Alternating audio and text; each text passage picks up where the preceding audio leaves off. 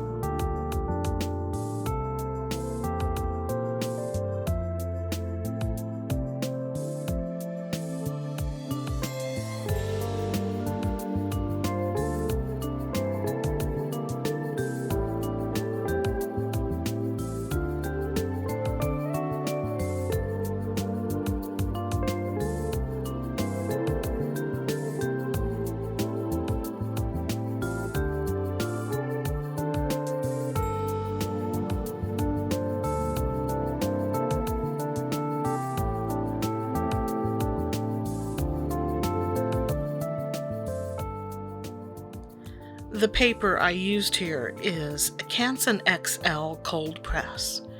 The brush is a Vinci Casaneo 10 flat, but just for the first few swatches since I was unhappy with what was happening. I haven't used this brush enough to judge its quality, and it's possible the issue was mostly due to the paper. Not sure, really. This is the second time I've swatched Utrecht's Terra Verte, and at this point, I can't see myself using this particular paint. Perhaps different paper and a different brush would improve results, but I'm thinking this is simply a poor formula. I mean, can you see how it's sort of gelatinous? And as it dried in the pan, there was extreme evaporation, leaving multiple small fragments, which I was barely able to get pigment from. Since this footage, I have emptied out the tube, thinking there may have been separation of binder and pigment, but it was pretty much the same throughout, with an unusually light and airy texture, sort of like green-tinted foam or whipped cream.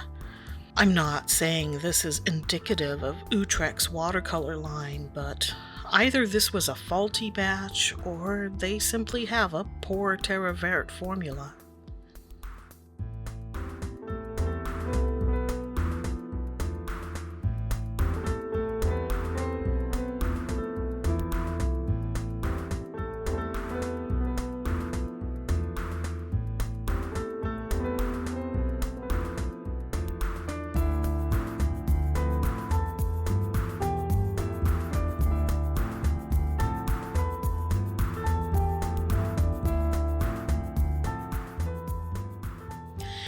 Here I'd switched to a 12 round brush. Still the same cheap paper though. I don't know why it took me so long to get a hooker's green, because I love this shade. It's a real green green. And I'm not proud of this, but I had assumed it got its name from the so-called oldest profession. Well, what did I know about paints? Very little, actually. Because apparently the color was named after an English botanical illustrator sometime in the 1800s. And no, his first name was not John.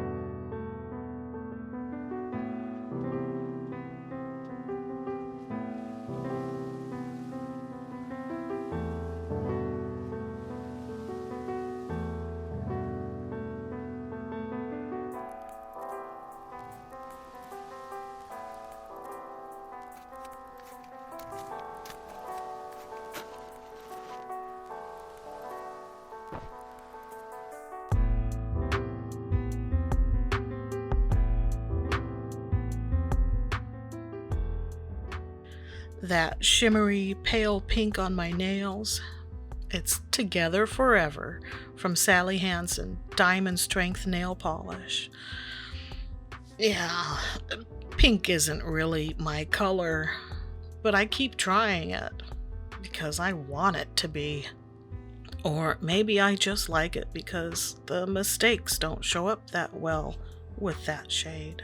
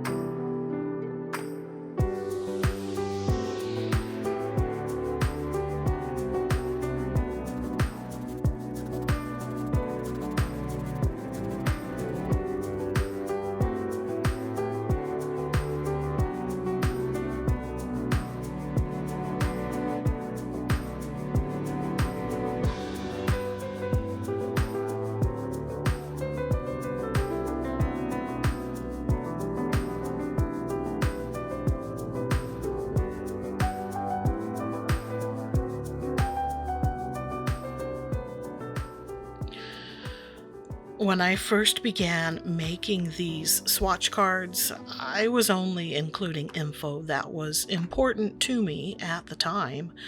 So, of course, now I'm regretting not adding things like staining and granulating properties.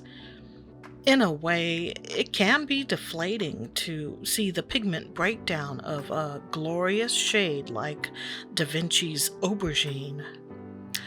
Oh, I can make this with PB29 and PV19. Easy peasy. It just seems to take all the magic out of it. But on the other hand, with that knowledge, you get to be the magician.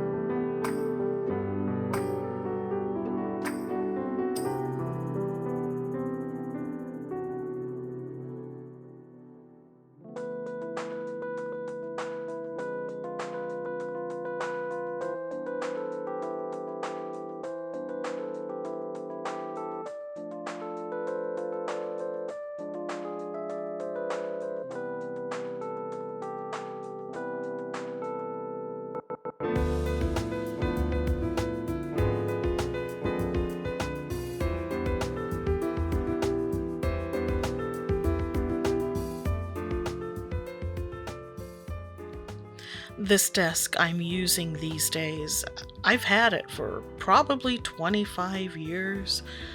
It's a tilting drawing slash drafting table that's spent a lot of years as a sturdy surface for supporting TVs, books, boxes, and whatnot. Kinda cool that it's actually being used for arting again. I keep it flat because of the way the camera is set up, but also because that's how I most often paint. When I do want to paint at an angle, I simply prop my piece on my left arm since my projects usually aren't very large. Why did I hold on to this piece of furniture for so long?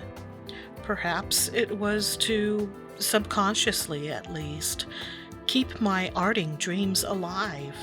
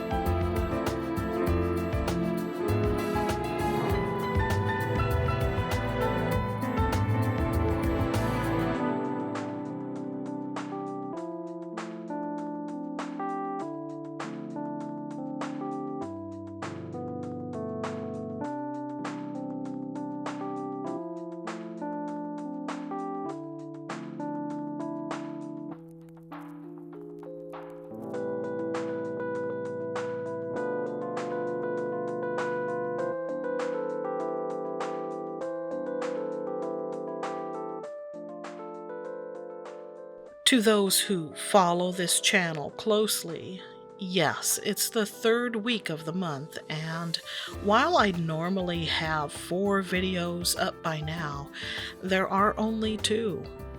I am disappointed in my lack of production during the past couple of weeks, but I'm not going to be too hard on myself. Inkworks' 1-year YouTube anniversary will be coming up next month, and over the past 11 months, I've created a mound of content that I'm pretty proud of. 88 videos to be precise, not counting this one.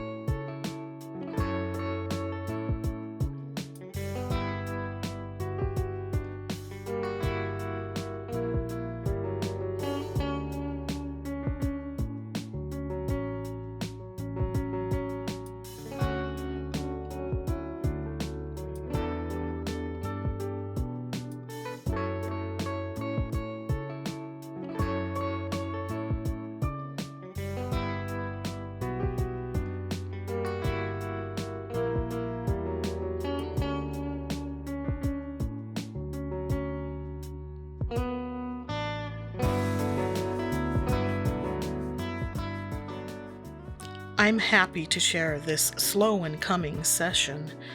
Until next time, do as I say, not as I do, and stay artsy, my friends.